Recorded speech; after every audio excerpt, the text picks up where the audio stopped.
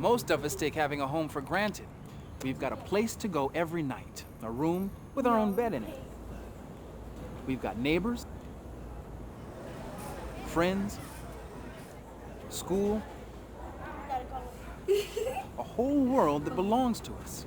But when you're homeless, you don't have any of these things. Living without them can be hard. Sometimes we see people in the streets of our towns and cities who seem to be lost or wandering. They're sleeping on sidewalks, living in shacks, tents, even cars. We see them on lines waiting for food to eat. They are living this way because they don't have homes, and that's why we call them homeless. Why are these people homeless? Some people lose their homes to accidents like fires or hurricanes. But most families in this country are homeless because they are poor, and there is not enough inexpensive housing in our cities and towns for families who are poor. These families, and there are millions of them, travel from relative to relative for help, or live temporarily in shelters that the government provides. Come on, honey. It's against the law to live in public places like parks and bus stations, so homeless people spend a lot of their time and energy trying not to get caught. One way is to keep moving and always look like you're going somewhere. That's what a boy and his father do in this book, Fly Away Home.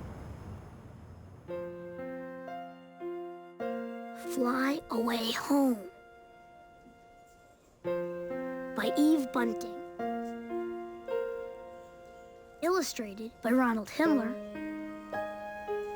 Read by Daniel Saltzman.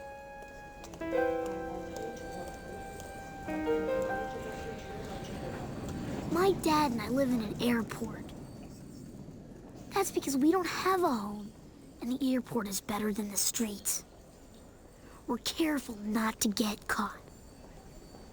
Mr. Slocum and Mr. Vale were caught last night.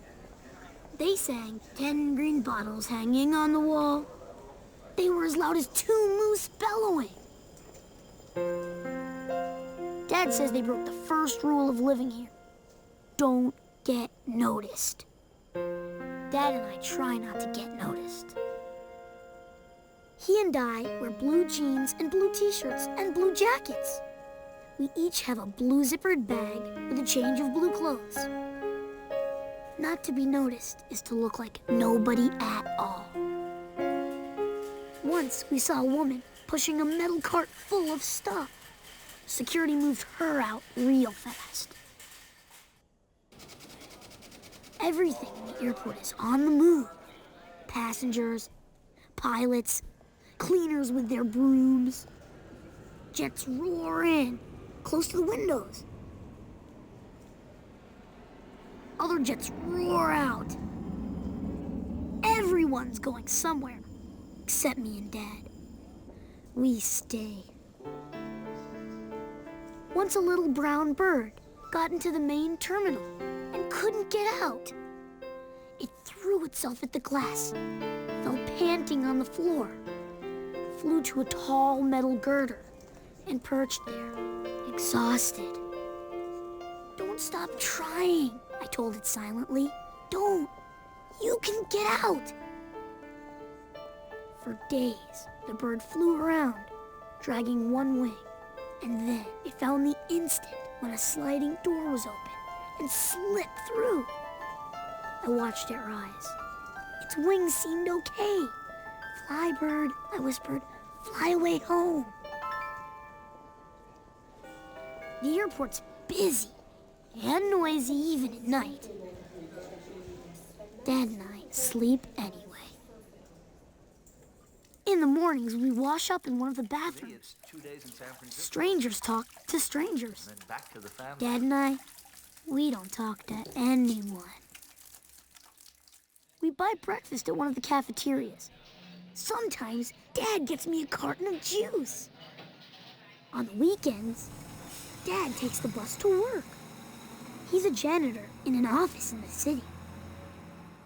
On those days, Mrs. Medina looks out for me.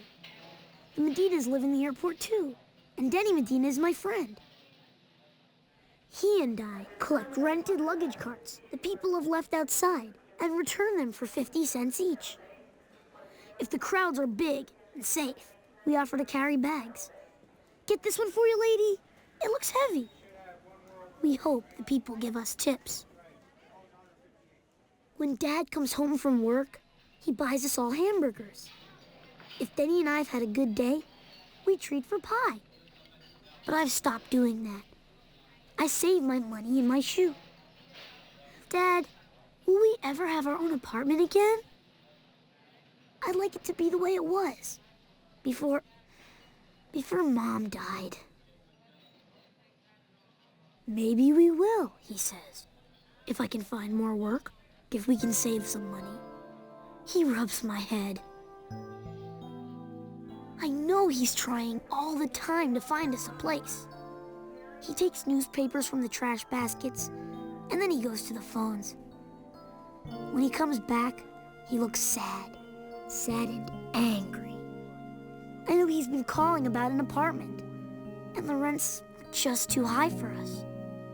I'm saving money too, I tell him, and I lift one foot and point to my shoe. Dad smiles. Attaboy. Sometimes I watch people meeting people. We missed you. It's so good to be home.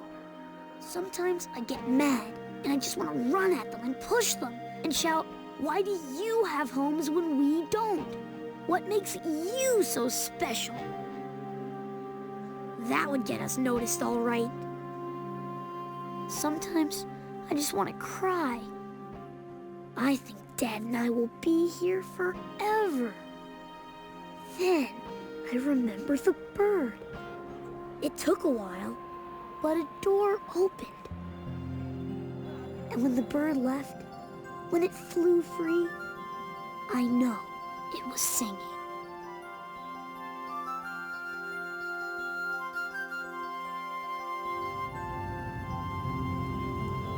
Most of the time, when families are homeless, they don't live in airports. They stay in shelters that are run by charities or the government. A shelter can provide some things, like a roof over your head, maybe even a hot meal. But it's not the same as having your own home.